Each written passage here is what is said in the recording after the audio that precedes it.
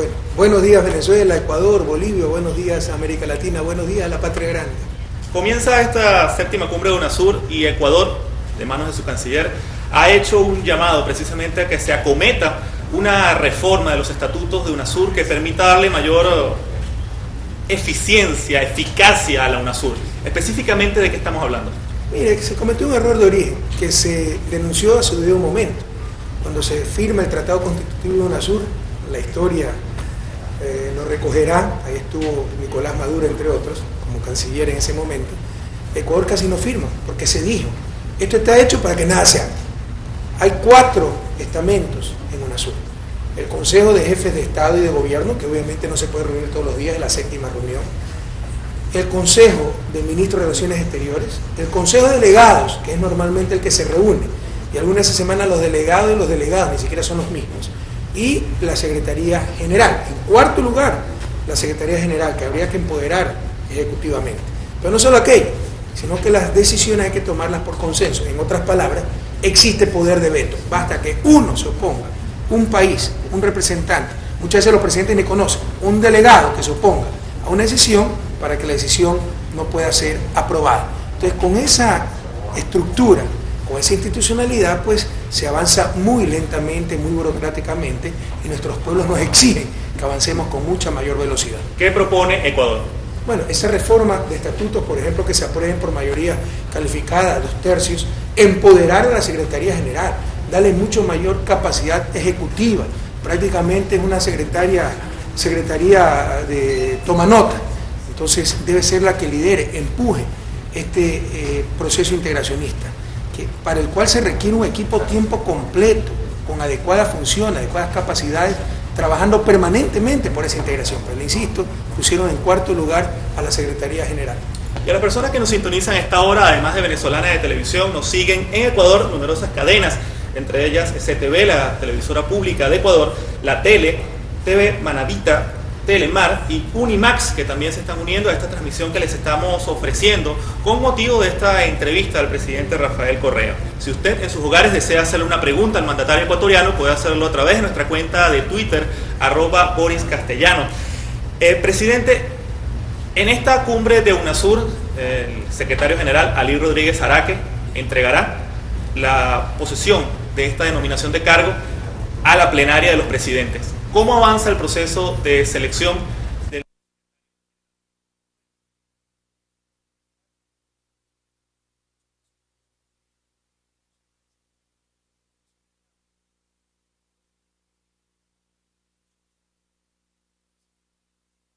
lugar en cuanto a nivel jerárquico la Secretaría General, pero también es cierto que muchas veces el hombre, la persona, hace el puesto. Entonces tenemos que buscar, con todo respeto a los candidatos, Perú, Bolivia, que no los conozco, ¿no? Pero una persona que realmente la Secretaría General recupere ese vigor, esa energía, esa velocidad que tenemos que reconocer se ha perdido un poquito en UNASUR, en el proceso integracionista. Ali Rodríguez Araque, ¿cuál es su evaluación de su desempeño? Bueno, Ali es un carísimo amigo, un gran latinoamericano, tiene ideas muy claras, por ejemplo la visión estratégica de nuestros recursos naturales, pero tuvo graves problemas de salud. Incluso la oficina de UNASUR se tuvo que trasladar a Guayaquil porque no podía permanecer en la ciudad de Quito. Entonces claramente esas cosas ya fuera de control pues impidieron pues mayores avances en su secretaría, pero Ali dio todo su esfuerzo, un hombre de una inmensa capacidad.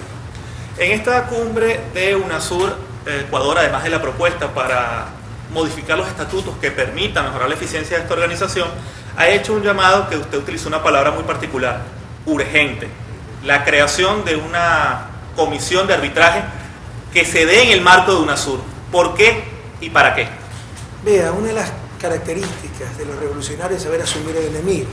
Para ciertos despistados, que son los mejores aliados de la derecha, el enemigo es Nicolás Maduro, Evo Morales, Rafael Correa, porque es el todo nada. Como dice Pepe Mujica, siempre es el nada. Es la mejor manera de ayudar al status quo. Pero el verdadero enemigo en el siglo XXI de nuestro proceso es el dominio absoluto del capital sobre los seres humanos, lo que he llamado el imperio del capital. Si el imperialismo no se expresa en botas, en bombarderos, en tanques, en misiles, claro que existe imperialismo, pero se expresa en dólares, se expresa en estos tratados de protección recíproca de inversiones, que es un atentado a la soberanía de nuestros estados, se expresa en esos centros de arbitraje, donde todos los árbitros, hay corrupción, están totalmente vendidos a las transnacionales, ganan por juicio, así que por caso, mientras más casos reciban, mientras más competentes se declaren, bueno, significa 200, 300 mil dólares adicionales, porque ganan no como los jueces nacionales, que ganan un sueldo fijo independientemente del número de juicios que tengan, ellos ganan por casos. Además compiten entre un Citral y CIADI para ver quién capta más casos y cómo capta más casos, favoreciendo a las transnacionales, para que las transnacionales, porque ellos son los que llevan a los estados estos arbitrajes, elijan esos centros de arbitraje, CIADI frente a un Citral o viceversa. Entonces, esto es una corruptela, son conflictos de intereses que existen ahí, son argollas, estudios jurídicos que viven de esto, y son los estados los que pagamos y los que somos condenados. Esto tiene que acabar, es una forma de sometimiento. Esos tratados de protección recíproca de inversiones, ojalá América Latina reflexione y reaccione. El capital con más derechos que los seres humanos. Si usted quiere llevar un caso de atentado de derechos humanos a la Corte Interamericana de Derechos Humanos en San José, Costa Rica, tiene que agotar primero todas las instancias jurídicas de su respectivo país. Pero para que una transnacional lleve a un Estado soberano para defender sus intereses y muchas veces sus abusos a un arbitraje, no tiene que pasar por ningún requisito previo, nos lleva directamente. O sea, ¿dónde se ha visto esto? Una barbaridad.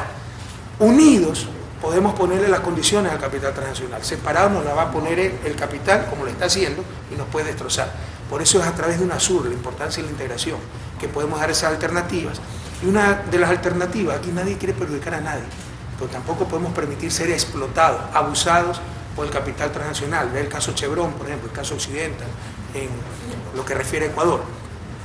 Y podemos presentar nuestros propios centros de arbitraje donde realmente haya transparencia, equilibrio, justicia, y no como estos centros de arbitraje donde todo está en función del capital. Ya la Alianza Bolivariana para los Pueblos de Nuestra América ha venido trabajando en esta iniciativa que ha realizado Ecuador y que trae ahora a UNASUR. ¿Qué ventajas podría traer en lo inmediato a la región latinoamericana, que como todos sabemos es característica la exportación de materias primas, y que ocurren casos como el que ocurrió en Chevron en su país? América Latina es la región de la esperanza. Además de los grandes recursos que tenemos, recursos no solo naturales, no renovables, recursos humanos, ¿ya?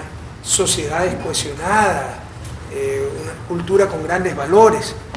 Y además de eso, somos la región, de las pocas regiones del mundo que está creciendo, disminuyendo desigualdad, disminuyendo pobreza. Nos están buscando las inversiones.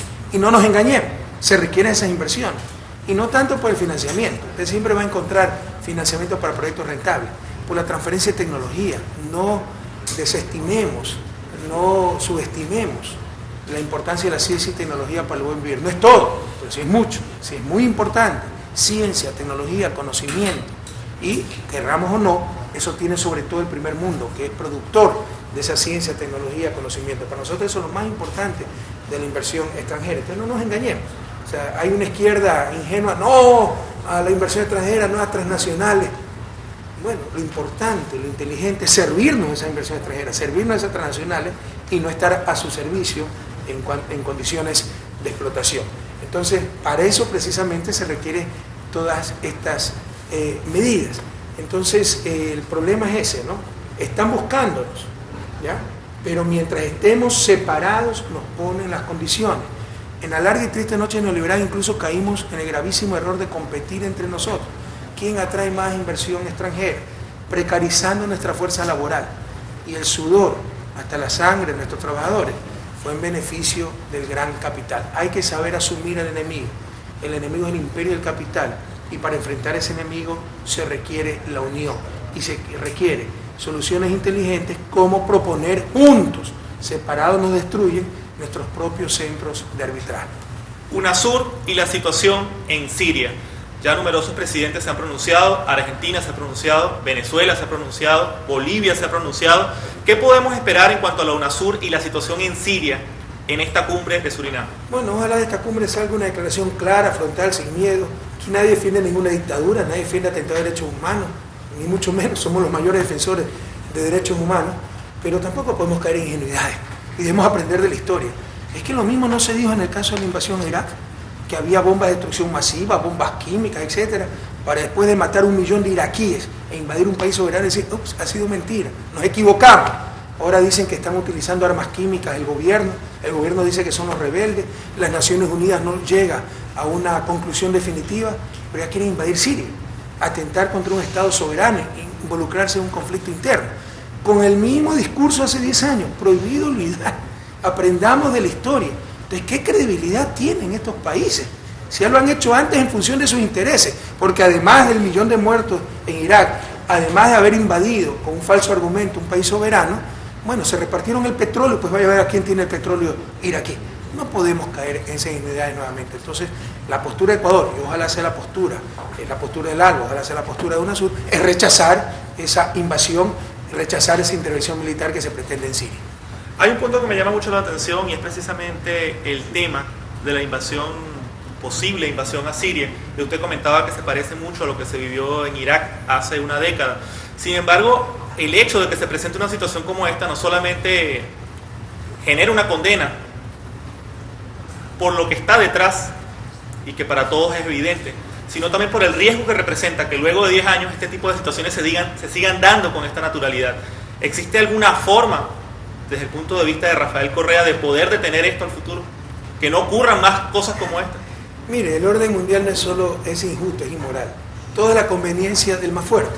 Mire que no hay una resolución de Naciones Unidas, pero dentro de países más poderosos, en base a la fuerza, en base al derecho internacional, quieren decidir intervenir en Siria. Gracias a Dios el Parlamento británico ha negado esa posibilidad a su gobierno.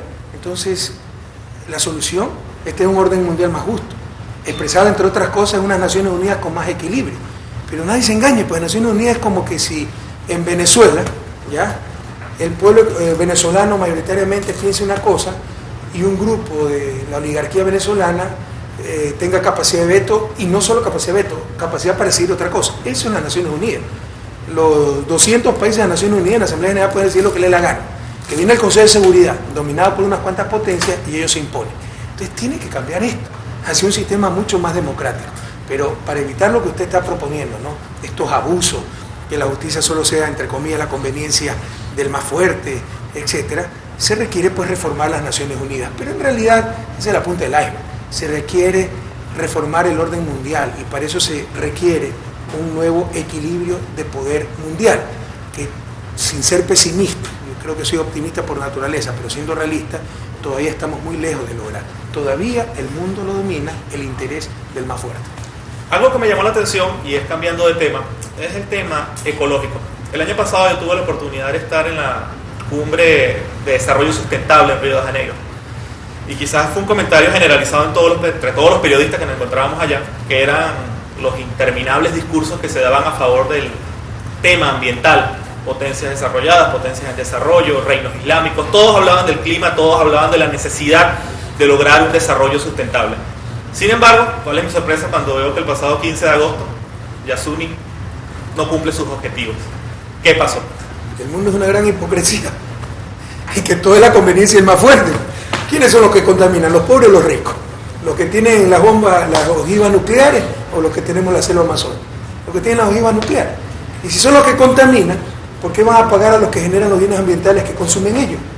Imagínense por un instante, para graficar lo que quiero decir, si la situación fuera la inversa, si los países hegemónicos tuvieran la selva amazónica, ellos fueran los que generaran el aire puro, y Venezuela, Bolivia, Ecuador fuéramos los que contaminaran. Es que ya no nos hubieran hasta invadido para exigir una justa compensación en nombre de la civilización, el derecho internacional, la justicia, etc. Es lo contrario, son los poderosos los contaminadores globales. Y somos los países pobres o en transición los que generamos estos bienes ambientales. Los consumen gratuitamente. ¿Por qué nos van a pagar? Eso es lo que intentó la iniciativa Yasuni Tetik. Aclarar al mundo esto. Que se compense valores que se llaman economía de uso. ¿Qué es más útil? ¿Qué es más necesario? ¿Un tractor o el aire puro de la selva amazónica? Usted puede vivir sin tractores. Sin el aire puro de la selva amazónica probablemente la vida en el planeta desaparecería. ¿Y cuánto recibimos los países de la cuenca amazónica? Venezuela es el país de la cuenca amazónica por ese aire puro. Nada, porque es de libre acceso, ¿no? Es una cuestión de justicia, de compromiso. Pero en el fondo es la lógica del poder. Si yo puedo contaminar sin responsabilidad, ¿por qué te voy a compensar? Y lastimosamente en el plano financiero la iniciativa fue un fracaso, se recogió menos del 1% por si acaso, el mayor contribuyente era Ecuador. Significaba sacrificar miles de millones que necesita el pueblo ecuatoriano para salir de la miseria, para proponer algo concreto en la lucha contra el cambio climático. Pero Ecuador no es el que contamina, pues Venezuela tampoco. La mayor corresponsabilidad debía venir de los contaminadores globales. En consecuencia, han tenido que tomar la durísima decisión. La iniciativa fue mía. ¿Cuánto entusiasmo le hemos puesto? Usted lo ha dicho en Río. Usted escuchó mi intervención, como en todos los foros internacionales. En primer lugar estaba la iniciativa de Yasuní ITT. Le repito esto porque hay gente que me está escuchando en Ecuador que dice cualquier disparate, ¿no? Que yo nunca creí en la iniciativa, que el gran culpable soy yo, que no la impulsé, que la boicoté. Todo es mentira. Usted sabe cómo hemos gastado garganta, energía en esta iniciativa. Pero el mundo no falló. El mundo es una gran hipocresía. Puntualmente. Se maneja por la lógica del poder. Usted ha tenido que autorizar la explotación responsable del petróleo de Yasuní, que afectará menos del 1 por 1000 del parque, pero nos dará más de 18.000 millones de dólares, no para mi gobierno, para los futuros gobiernos. Puntualmente, ¿cuál fue la postura de Estados Unidos? ¿Cuál fue la postura de la Unión Europea? ¿Cuál fue la postura de estos países con respecto a la iniciativa Yasuní? Con respecto a la Unión Europea, como Unión Europea, ninguna. Y los países más poderosos de la Unión Europea fueron los primeros en boicotear la iniciativa. Alemania. ¿Por qué? Porque Alemania, sobre todo su ministro de Cooperación, la sociedad alemana, estamos muy agradecidos. El Parlamento alemán por unanimidad apoyó a la iniciativa. El Ministerio de Cooperación alemán, el ministro Nibel, fue el primer enemigo de la iniciativa, resguardando los intereses alemanes. Imagínense si se generaliza esa iniciativa. Pagar para compensar para dejar el crudo bajo tierra y evitar emisiones de CO2. Subiría el precio del petróleo, pues, y perjudica a los países consumidores. Entonces velaron por sus intereses. Estados Unidos, pues por supuesto, brilló por su ausencia, como Estados Unidos, como algunos sectores, ¿no? Personalidades, ciertas empresas con responsabilidad social, pues sí se hicieron presentes. Pero recuerden que Estados Unidos ni siquiera ha ratificado Kioto. Entonces no podemos ser tan ingenuos en poner a nuestros niños, a nuestros pueblos, a nuestras familias, a nuestras comunidades en el altar de los contaminadores globales. Sigan contaminando, que yo no tengo agua potable, tengo desnutrición infantil, tengo mortalidad materna, pero que se sigan muriendo las madres, los niños, que no haya ni agua potable, que nosotros seguimos cuidando el ambiente y ustedes sigan contaminando. No podemos ser los tontos útiles de nadie. Año 2006. Me recuerdo cuando era su toma de posesión en Cotopaxi. Un día antes de la toma de posesión oficial, usted se encontraba en esta comunidad indígena de esta zona de Perú. Zumbagua, de Ecuador. Haciendo su recepción del cargo que le había dado el pueblo, no de mano de dignatarios ni de embajadores, sino del pueblo ecuatoriano. Y me recuerdo que junto a usted, a su derecha estaba Evo Morales y a su izquierda estaba Hugo Chávez. Luego de todos estos años, está la UNASUR y está Hugo Chávez. Tengo entendido que se va a realizar un reconocimiento al presidente venezolano. ¿Qué podremos estar viendo en esta séptima cumbre de jefes de Estado y de Gobierno de UNASUR con relación a su amigo Hugo Chávez? Bueno, está programado un homenaje a ese gran integracionista que fue Hugo Chávez, ¿no? Y sí, el proceso integracionista ha tenido duros golpes. Yo siempre he dicho, nadie es indispensable, ¿no? Tenemos que buscar, es más, ser lo menos necesario posible. Pero es claro que hay gente necesaria y muy necesaria. Y Hugo Chávez era una de esa clase de personas, sobre todo para el proceso integracionista. En consecuencia, le decía, hemos tenido golpes muy duros. Se nos fue Néstor Kirchner como secretario general de UNASUR, estando en ejercicio de sus funciones, falleció.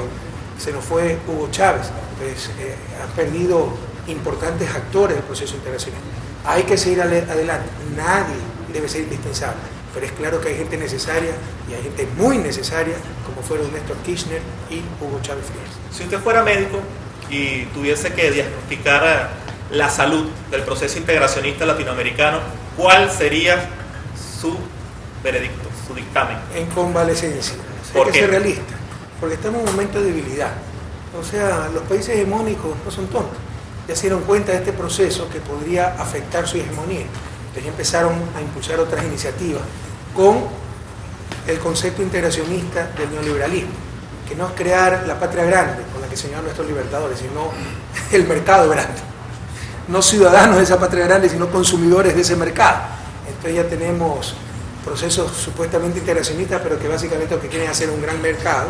Y es claro que es en contraposición a procesos como Mercosur, como UNASUR, etc. Yo le decía, se nos fueron dos grandes integracionistas. Dilma, una extraordinaria compañera, pero Lula también era un gran integracionista, ya no está en la presidencia. Entonces como que se ha perdido un poquito de energía el proceso integrador, energía que debemos retomar por responsabilidad histórica, responsabilidad con nuestros pueblos, que tenemos que acelerar. El sentido de la urgencia es sumamente importante. pero le decía también, existe el problema de la institucionalidad que se le dio a UNASUR, que es como que si fue planificada para que no se pueda hacer nada, ¿no? Burocratismo, todo por consenso, entonces eso da poder de veto. Entonces todas estas cosas queremos tratar en esta cumbre y hacer un relanzamiento del proceso integracionista. Muchos dicen que UNASUR debería seguir el ejemplo del ALBA en cuanto a la beligerancia y la velocidad con la que actúa. ¿Considera usted este criterio oportuno? Ojalá se pudiera tener la capacidad de decisión del ALBA. La reunión en Guayaquil fue tremendamente fructífera. En lugar de tanto protocolo, que saludo oficial, que foto oficial, que el almuerzo oficial, y se nos acabó el día y no pudimos discutir nada. Fue una discusión muy política en base a grandes puntos estratégicos. Ojalá se pudiera lograr algo así, pero no nos engañemos. Para eso se necesita sobre todo coincidencia de visiones. Esa es la gran ventaja del ALBA, ¿ya? No es una unión en base a cercanía geográfica, es una unión en base a cercanía ideológica, y eso permite pues acelerar mucho las decisiones. Pese a la situación que usted plantea en la integración latinoamericana, ¿se mantiene Rafael Correa optimista? Sí, yo soy un optimista por naturaleza, eso, pero el optimismo no nos debe alejar de la realidad. O sea, hay que ser realista. Estamos objetivamente diciendo que el proceso integracionista ha perdido velocidad, ha perdido energía, hay que retomar esa energía, esa velocidad. Eso no nos impide ser optimistas. Yo creo que tarde o temprano, es más temprano que tarde, será una realidad esa patria grande con la que soñaron nuestros libertadores. Reuniones bilaterales en UNASUR. ¿Qué va a hacer Rafael Correa? Esta reunión, no se ha programado ninguna reunión, pero sí me gustaría hablar con Dilma, que me parece que llega al mediodía para tratar algunos asuntos importantes, precisamente sobre UNASUR. Háblenos un poco de la situación interna en Ecuador y la ley de comunicación que fue aprobada el pasado 14 de junio. Este es un tema que da mucho de qué hablar, los medios de comunicación, el Estado y el pueblo. Ya en Venezuela se vivió un proceso similar con la denominada ley resorte, y Ecuador hace poco acaba de vivir un proceso similar con la ley de comunicación. ¿Verdades y mentiras de la ley de comunicación? Bueno, la primera gran mentira, ¿no? Correa impone una ley de comunicación para controlar a la prensa. El pueblo ecuatoriano ordenó esa ley de comunicación en la Constitución del 2008, transitoria primera, numeral 4, si no me equivoco. Lo ratificó en mayo del 2011 y los medios de comunicación, con sus asambleístas serviles, siempre la bloquearon. Segunda gran mentira, no había ley de comunicación, había una ley de comunicación de la dictadura, pero como nunca se había aplicado, porque era tan brutal, podía cancelar, cerrar medios de comunicación, mayoría absoluta del gobierno, entonces preferían esa ley de la dictadura, además que no cubría los medios impresos, solo los medios audiovisuales, a tener una nueva ley moderna, etc. Tercera mentira, la ley de comunicación impide la libertad de expresión. Empieza defendiendo la libertad de expresión, prohibiendo la censura previa, lo que impide la manipulación, la mentira. ¿Y sabe cuál es el mayor peligro de la ley de comunicación? Que otros pueblos de Latinoamérica quieran tenerla. Por eso está que tiembla el poder mediático, porque es tan buena, defiende la verdadera libertad de expresión, defiende los derechos, no de los negocios dedicados a la comunicación, defiende el derecho de los ciudadanos a esa información, a esa comunicación. Es tan bueno que el principal temor del poder mediático es que otros países exijan esa ley. En Venezuela, cuando surgió la ley resorte, se esgrimió una palabra, se esgrimió una frase que ahora se está utilizando en Ecuador, ley mordaza. ¿Y cuándo el poder mediático no ha utilizado eso cuando afecta a sus intereses? Yo me acuerdo como estudiante, de hace más de casi 30 años, era presidente de la Federación de Estudiantes Particulares del Ecuador. Se empezó a discutir en el Congreso del Ecuador, el Congreso en ese entonces, una ley para prohibir la publicidad de cigarrillos y licores, y la llamaron también ley mordaza. Ahí tengo los recortes. Y por apoyar esa ley, me boicotearon totalmente los medios de comunicación. Sin embargo, se ha dado una situación interesante, creo yo, desde el punto de vista comunicacional. Y es que tanto en Venezuela, en Bolivia, en Argentina, en Ecuador, los medios han planteado una guerra frontal contra sus respectivos presidentes por la posición que asumen. Una posición bastante valiente frente a lo que ha sido el poder establecido. Pero sin embargo, vemos que los presidentes siguen siendo reelegidos, siguen siendo apoyados en las urnas, y se está creando una separación entre la realidad mediática y la realidad real, si es que vale la palabra, que es clara y es evidente. Algo que sin duda alguna dará para escribir libros durante las próximas décadas. Rafael Correa, uno de los protagonistas de esta tendencia que se está viviendo, ¿qué tiene que decir de esta separación? Bueno, es que no nos engañemos, el poder mediático es una de las intenciones del imperio del capital. O es que los pobres tienen canales de televisión, o es que los pobres tienen periódicos de circulación nacional. Son las oligarquías, pues, y lo han utilizado en forma descarada, y esto pasa en todas partes del mundo. Pero en América Latina se rompen todos los récords, porque ustedes en Alemania, en Estados Unidos, yo he vivido en Europa, en Estados Unidos, usted ve algo de ética, algo de profesionalismo, pero eso es lo que brilla por su ausencia en ciertos medios nacionales. Mire lo que dice latinoamericano, mire lo que denunció el propio María Vargas Llosa sobre el Diario del Comercio de Lima. ¿Qué hizo la Comisión Interamericana de Derechos Humanos? ¿Qué se ha hecho respecto a esas gravísimas denuncias? Pero refleja bastante bien lo que es la inmensa mayoría, con las honrosas excepciones de siempre, de la prensa latinoamericana. Entonces esto era una extensión del imperio del capital, uno de los poderes fácticos que ha dominado nuestra América. Imagínense que ahora nadie les haga caso. Antes con 2 periodicazos tumbaban un gobierno. A nosotros nos han sacado 2000, pues, y todos juntos. Y tenemos 3 veces más credibilidad que los medios de comunicación. Entonces imagínense lo desesperada que está esta gente. Pero la primera pregunta que debiéramos hacer, lo que usted lo planteó como algo normal, es si los medios de comunicación están para informar o para jugar un rol político. Usted lo ha dicho, son oposición.